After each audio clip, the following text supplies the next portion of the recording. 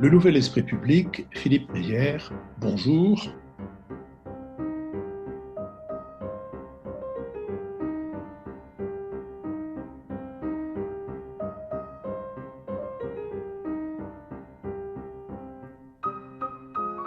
Bonjour, nous reprenons donc la série de balades de suppléments qui nous a permis, entre le mois d'avril et le mois de septembre, de faire un tour à travers nos auditeurs qui sont un peu tous, enfin 20% d'entre eux sont à travers le monde, qui nous a permis d'avoir une vision de ce qui se passe, notamment à propos de la pandémie dans d'autres pays. Et aujourd'hui, nous retrouvons Christian Pouyaud. Christian Pouyaud, bonjour.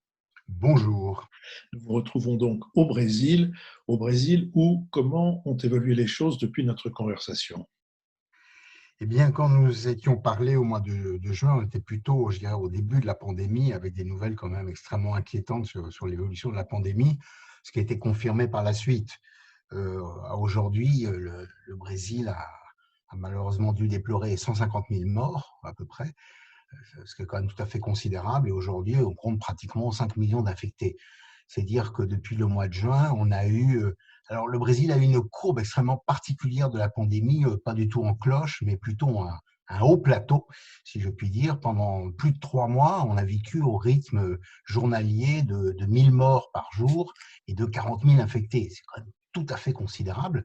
Et ça n'est que depuis le début, disons que vers fin août et en septembre, que ça a baissé. Donc, on est passé d'un rythme de 1000 morts par jour, mais à 700. Aujourd'hui, un petit peu au-dessous de 700, ce qui est quand même un chiffre tout à fait considérable, et à 25 000 infectés. Alors, il y a eu un phénomène géographique évident, c'est-à-dire que le pays a été touché région par région, et si São Paulo et Rio étaient touchés assez tôt, notamment au mois de mai, il y a d'autres régions qui ont été touchées plus tard, plutôt au mois de juillet. Donc, c'est fait que quand une région baissait, une autre augmentait, et au total, le Brésil restait à des niveaux extrêmement élevés. Comme le disent certains Brésiliens avec leur sens de l'humour, de l'humour noir, on est vice-champion du monde en matière de pandémie, juste derrière les États-Unis, ce qui est quand même extrêmement inquiétant. Mais ce qui est plutôt inquiétant en ce moment, c'est que je vous dis, ça baisse, mais ça baisse lentement et ça On a une, stagne plutôt en ce moment. On ne voit pas vraiment une disparition de la pandémie telle qu'on a pu le voir dans certains pays. on a une idée des raisons de cette baisse? Oh ben c'est le phénomène habituel de pandémie. Euh, Il n'y a pas et de aussi moyen. Le Brésil n'a pas développé une politique d'action sanitaire particulièrement efficace qui expliquerait cette baisse, stagnation. non, non, je dirais même c'est le contraire. Donc, il n'y a eu aucune politique sanitaire. Ça, on en avait parlé la dernière fois. À partir de pratiquement mi-avril, le ministère de la Santé s'est mis aux abonnés absents. Donc, le pays est un peu livré à lui-même et à la politique qui a été suivie par les différents gouverneurs et les différents maires.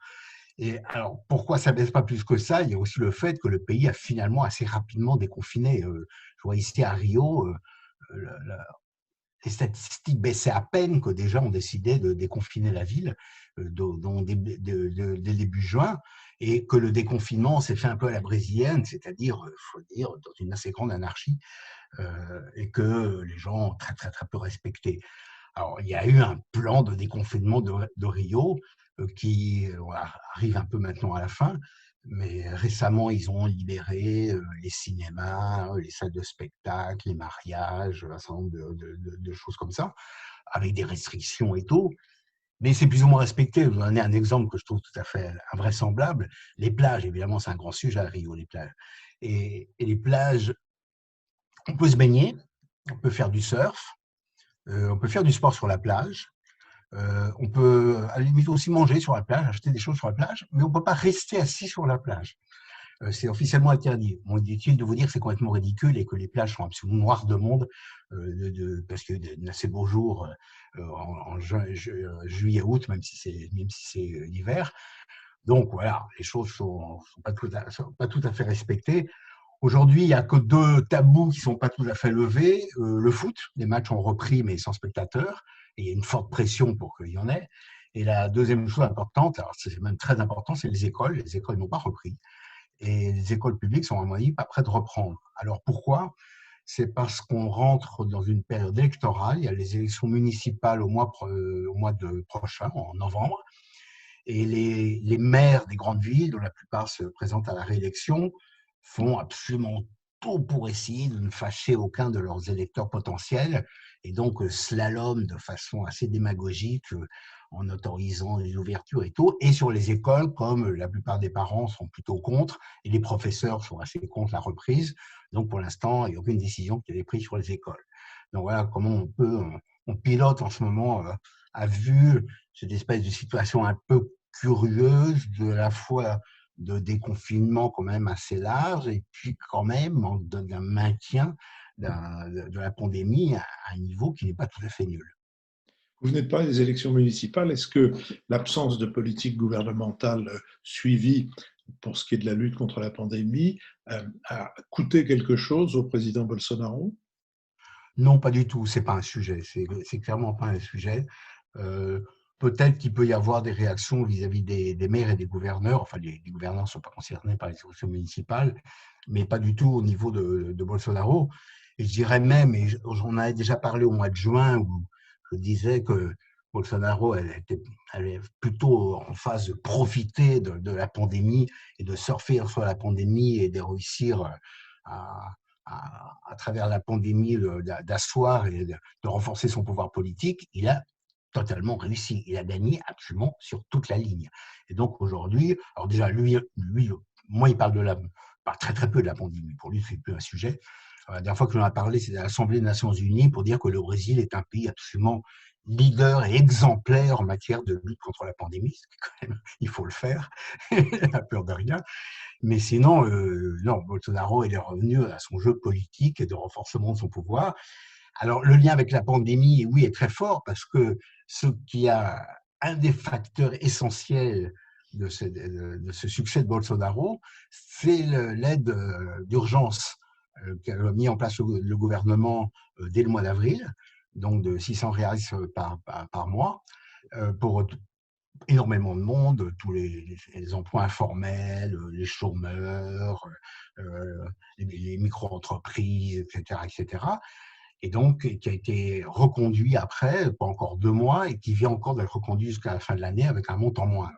Et donc, c'était quand même une masse d'argent absolument considérable qui était donnée.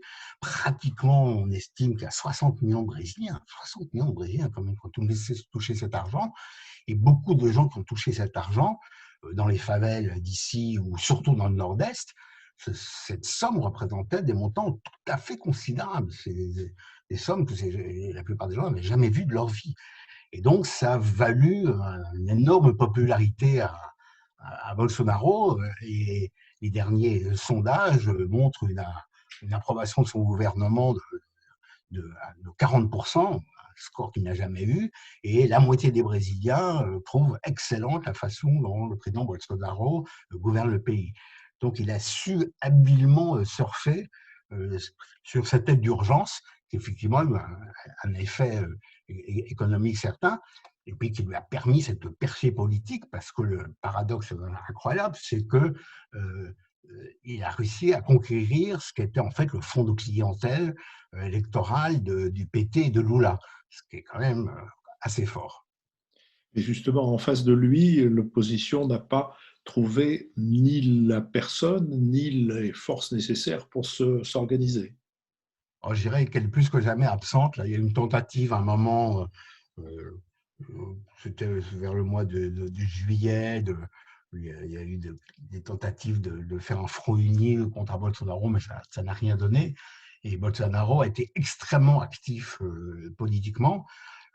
Quand on s'était parlé au mois de juin, il était dans une phase extrêmement excitée où il s'appuyait beaucoup sur les éléments les plus radicaux de ses soutiens, l'extrême droite, le cabinet de la haine avec ses fils, un ministre de l'Éducation qui était quand même assez fou. Il s'est débarrassé de ces éléments radicaux d'extrême droite, il les a rétrogradés, il les a démis, il parle beaucoup moins, et il a passé un accord politique avec une partie des députés et d'espèces de politiciens du marais traditionnel avec lequel il a passé un accord politique et sur lequel il s'appuie.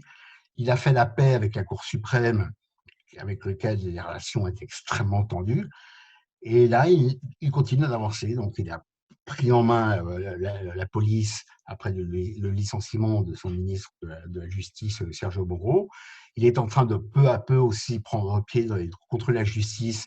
Il vient de nommer un nouveau juge de la Cour suprême, aussi qui va l'aider, qui va permettre de liquider toutes les opérations anticorruption qui pourraient gêner soit lui, sa famille et surtout ses alliés politiques. Bon, donc il est sur un agenda clairement de renforcer absolument considérablement son pouvoir. Et il n'y a pas grand-chose pour l'instant qui s'y oppose et qui lui résiste. Il faut bien le constater malheureusement. Il y a une pression extérieure et aussi, je crois, une pression intérieure forte à propos de la déforestation et à propos du marais du Pantanal. Est-ce qu'elle a les moyens d'aboutir d'une manière ou d'une autre? Non, pas du tout. Je pense qu'au contraire, ça renforce plutôt le discours un peu national-populiste de Bolsonaro, qui sont fous assez royalement, que lui permettent de se faire passer pour une victime, que les gens disent n'importe quoi, que c'est un discours colonialiste, que le Brésil est un grand pays et qu'il a besoin de leçons de personne, etc., etc. Donc, il joue complètement sur ce côté victime, seul contre adresse du monde, mais ça ne rencontre pas beaucoup d'écho. C'est triste à le dire, mais ce n'est pas un sujet qui mobilise l'opinion publique. Ce qui se passe dans l'Amazonie, c'est la répétition de ce qui s'est passé l'année dernière. Le Pantanal, c'est nouveau. Alors, il y a Peut-être on un dit un grand mot. phénomène climatique, parce On peut dire qu'effectivement, un mot, Christian, si vous voulez bien, de ce que c'est que le Pantanal, parce que alors le Pantanal, c'est une énorme zone qui est au pied des Andes, donc qui est au fond du Brésil, à la frontière notamment de la Bolivie, et qui est une zone qui est généralement l'été pour nous est complètement inondée, donc c'est un gigantesque, absolument gigantesque marécage avec une diversité absolument extraordinaire de faune et de flore. C'est un endroit absolument magnifique et qui s'assèche pendant l'hiver, donc en ce moment, mais qui s'achève simplement. Et là, par contre, comme il y a eu très peu de pluie, c'était tellement sec que les incendies ont pris et c'est absolument considérable les superficies qui sont en train de brûler. C'est absolument pas sous contrôle. Il n'y a absolument pas les moyens de lutte qu'il faudrait et c'est un désastre écologique en termes de faune et de flore qui se passe. Le pays constate ça avec tristesse, mais on ne peut pas dire que ça mobilise beaucoup. C'est assez étonnant. Sur l'Amazonie, c'est compliqué parce il continue à y avoir un bras de fer assez subtil sur quoi faire sur l'Amazonie. Parce qu'il y a quand même une préoccupation assez forte, notamment du monde des affaires, du monde du business, et notamment de l'agro-business, qui voit bien que cette position de Bolsonaro sur l'Amazonie a créé pour eux des risques sur leurs débouchés d'exportation. Alors, c'est vrai qu'ils exportent surtout sur la Chine, qui, à mon avis, s'intéresse assez peu à la déforestation de l'Amazonie, mais notamment vis-à-vis de l'Europe. Le Brésil n'exporte pas énormément vers l'Europe, mais elle aimerait justement en exporter plus. C'est pour ça qu'il y a le fameux accord avec le Mercosur et l'Union européenne. Et ils voient bien que la politique d'environnement du gouvernement est un frein pour développer leurs affaires et accéder au marché européen. Donc il y a une pression de ce monde des affaires, et notamment du monde de l'agro-business, pour essayer de trouver des positions un peu plus conciliantes. Mais pour l'instant, Bolsonaro ne change pas sa politique d'environnement. Il a détruit tout ce qui pouvait exister en matière de structures de contrôle, d'intervention sur le terrain, de pénalisation pour la déforestation illégale. Toutes ces mesures-là ont été peu à peu démantelées. Il a consacré extrêmement peu d'argent à tout ce qui est environnement. Et le ministre de l'Environnement, s'en est pas caché d'ailleurs, est en train aussi de revoir la législation. Le Brésil avait une législation assez correcte sur l'environnement, qui date de l'époque de Marina Silva et de Lula. Et lui, le ministre actuel, est en train de peu à peu mettre à bas toute cette législation protectrice. Là, le dernier qu'il a trouvé, c'est sur les zones côtières et tout, pour permettre le développement un peu incontrôlé du tourisme.